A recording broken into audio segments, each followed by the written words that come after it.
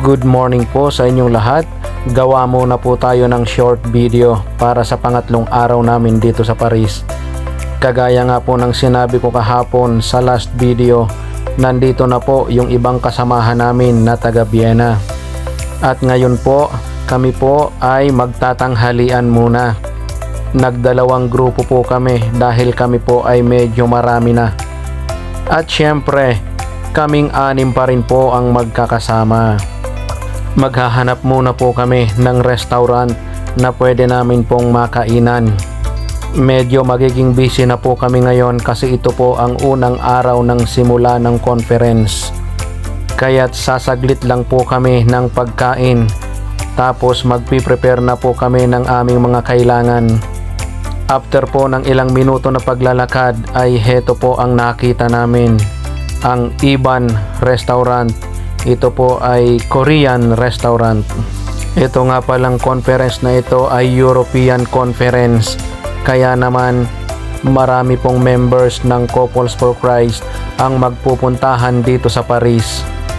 Ito nga po at nakapwesto na po kami at pumipili na rin po ng aming kakainin.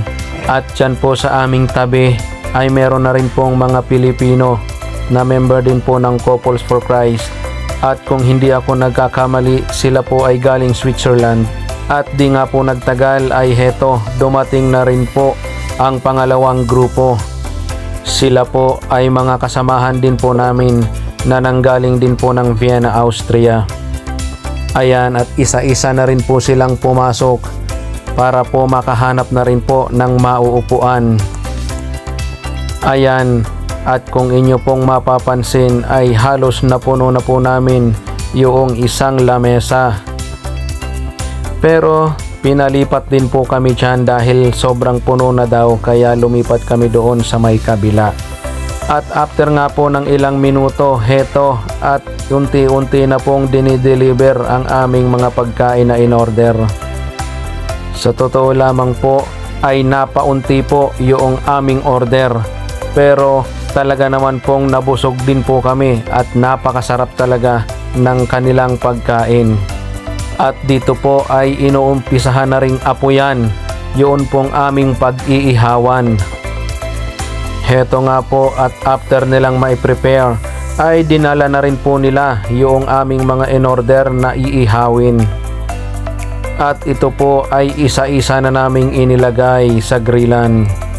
Kagaya nga po ng sinabi ko kanina, kami po ay talagang nagmamadali dahil kailangan pa po naming mag-prepare para po sa mga gagamitin sa conference.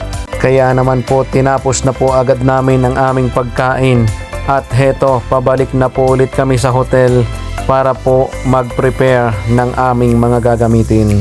Hanggang dito na lamang po. Maraming salamat pong muli sa inyong lahat and God bless po.